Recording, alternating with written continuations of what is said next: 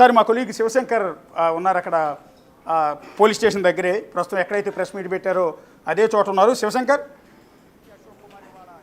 టోటల్గా hello Shivshankar. Sir yeah, టోటల్గా press meet అయిపోయిన తర్వాత పోలీసులు ఏమైనా మాట్లాడారా? పూర్తి స్థాయి పోస్ట్ మార్టం నివేదిక రావడానికి ఎన్ని రోజులు పడుతుంది, టాక్సికాలజీ రిపోర్ట్ రావడానికి ఎన్ని రోజులు పడుతుందని చెప్తున్నారు?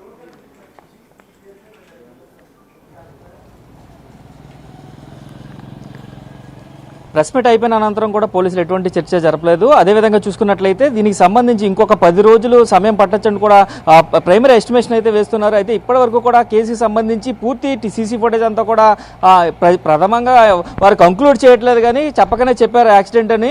ఎందుకంటే ఎక్కడా కూడా ఆయన బైక్కి లైట్ లేదు. ఎందుకంటే విజయవాడ నుంచి రాజమండ్రి వచ్చే వరకు కూడా బైక్ లేకుండానే పక్కన వస్తున్న వెహికల్స్ లైటింగ్లో ఆయన డ్రైవ్ చేస్తున్నట్లుగా కూడా అక్కడ ఉంది. సీసీ కెమెరా అంటూ కూడా స్పష్టత చేసే పూర్తిగా సీసీ కెమెరాలు అయితే చూపించారు. అదేవిధంగా చూసుకున్నట్లయితే ఏదైతే ప్రమాదం జరిగిందో ఆయన మృతి చెందిన సమయానికి దగ్గరగా ఉన్న బంకుకి సంబంధించి 4 వెహికల్స్, అతి చొరవగా వెళ్ళిన 4 వెహికల్స్, 4 కార్లకి సంబంధించిన పూర్తి డీటెయిల్స్ తీసుకున్నాం. వారిలో 3 అతను ఎవరినో కూడా అబ్జర్వ్ చేయలేదు. అలాగే ఒక వ్యక్తి మాత్రం అతనికి కట్టుకున్న బ్యాగ్ రైట్ సైడ్కి ఒరిగిందని నేను చూశాను. లైట్ లేకుండా ఎందుకు ఎంత ఫాస్ట్గా జర్నీ చేస్తున్నారంటూ కూడా నేను అబ్జర్వ్ చేశానని పోలీసులకి తెలిపినట్టుగా కూడా చెప్పారు. వారిని మరొకసారి కూడా విచారిస్తూ ఉంటూ కూడా ఇప్పటికే ఐజీ అశోక్ కూడా చెప్పిన పరిస్థితి కనిపిస్తున్నాయి సార్. అదేవిధంగా చూసుకున్నట్లయితే దీనికి సంబంధించి ఇప్పటికే అనేక కోణాల్లో ఎంక్వైరీ చేస్తున్నట్టు చెప్పారు. అయితే క్రైమ్ సీన్ని ఎందుకు ప్రొటెక్ట్ చేయలేదు అనే ప్రశ్నల నేపథ్యంలో క్రైమ్ సీన్ని ప్రొటెక్ట్ చేసాం, అక్కడ ఉన్న ఆధారాలన్నీ కూడా ముందుగానే సేకరించాం, తర్వాత రోజు ఆ ఏరియాని సీజ్ చేసామంటూ కూడా సమాధానం ఇచ్చిన పరిస్థితి ఇక్కడ కనిపిస్తున్నాయి. అయితే విజయవాడలో 4 గంటలు ఏం జరిగిందన్న దాని మీదే ఇంకా పూర్తి క్లారిటీ రావాల్సి ఉంటుందంటూ కూడా చెప్తున్న పరిస్థితి కనిపిస్తుంది. ఎందుకంటే అప్రాక్స్గా విజయవాడ 4:30-5 ఆ సమయానికి విజయవాడ చేరుకుపోయారు.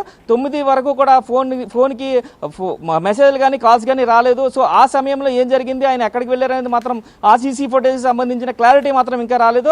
సో అక్కడ ఎవరిని కలిశారనేది తెలియాల్సి ఉంది. అయితే ఆయన ఎందుకు వస్తున్నారనే దాని మీద కూడా కొంత స్పష్టత ఇచ్చే అవకాశం, క్లారిటీ అయితే ఇచ్చారు. ఏదైతే ఆయన కూతురు పేరు మీద ఇక్కడ చారిటీకి సంబంధించిన ఒక చర్చ్ ఒకటి ప్లాన్ చేశారు. దానికి సంబంధించి సైట్ రిజిస్ట్రేషన్ కూడా లాస్ట్ మంత్లో జరిగింది. దానికి సంబంధించి ఆయన ఇక్కడ ఉండడానికి కూడా ఒక ఇల్లు 8,000 రూపాయలు అద్దెకి తీసుకున్నట్లుగా కూడా చెప్తున్నారు పోలీసులు. అదేవిధంగా దానికి చర్చి, అక్కడ మిషనరీకి సంబంధించి ఒక చర్చి ప్లానింగ్ చేస్తున్నారు. దానికి సంబంధించి ఆ షెడ్కి వెల్డింగ్ చేయడానికి జాన్ అలాగే అశోక్ అనే 2 వ్యక్తులతో కూడా పూర్తిగా మాట్లాడినట్టు చెప్తున్న పరిస్థితి కనిపిస్తుంది.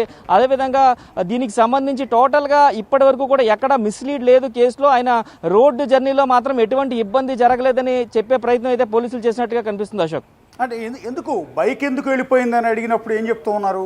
సో సీసీ ఫుటేజ్లో ఎవరు కారు గుద్దలేదు, కానీ అప్పటి వరకు ఇన్ని 100 కిలోమీటర్లు జర్నీ చేసి హైదరాబాద్ నుంచి ఇక్కడ వరకు బాగానే వచ్చారు కదా. కరెక్ట్గా టోల్గేట్ ముందుకు రాగానే ఆయన బైక్ లెఫ్ట్ సైడ్కి ఎందుకు వెళ్ళిపోయింది? ఆ ప్రశ్నకి ఏమైనా సమాధానం చెప్పారా?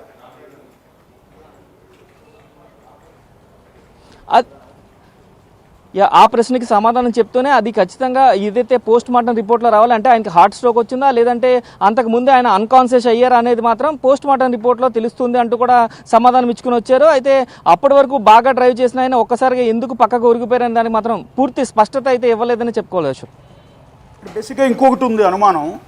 ప్రధానంగా ఆయన బైక్ని వెనక నుంచి వస్తున్న ఒక ఎర్ర కారు లేదా దాని ముందు వెళ్తున్న ఇంకో కారు, ఏదో ఆ 2 కారుల్లో ఏదో ఒకటి ఆయన డాష్ ఇచ్చాయి, ఉద్దేశపూర్వకంగానే గుద్దుండొచ్చు, సీసీ కెమెరాలో సరిగా కనిపించట్లేదు కదా అన్న డౌట్ కూడా చాలామంది నుంచి వస్తోంది. దానికి ఏమైనా క్లారిటీ ఇచ్చారా?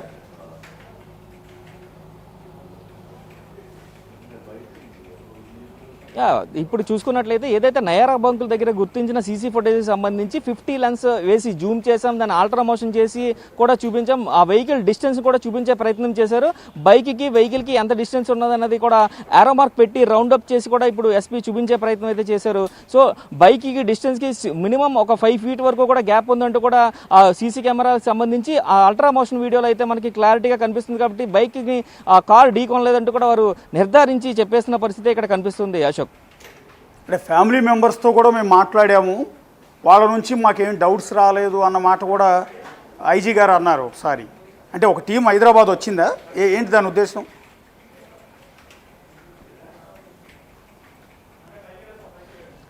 మొత్తం ఐదు బృందాలు ఇప్పటికే దీని మీద ఇన్వెస్టిగేషన్ చేస్తున్నాయి. ఒక్కొక్క బృందం నువ్వు చూసుకున్నట్లయితే 2 బృందాలు హైదరాబాద్ నుంచి విజయవాడ వరకు సీసీ కెమెరాస్ అన్ని కూడా క్యాప్చర్ చేసి ఆ మధ్యలో క్లూస్ అన్ని కూడా వారు క్యాప్చర్ చేస్తున్నారు.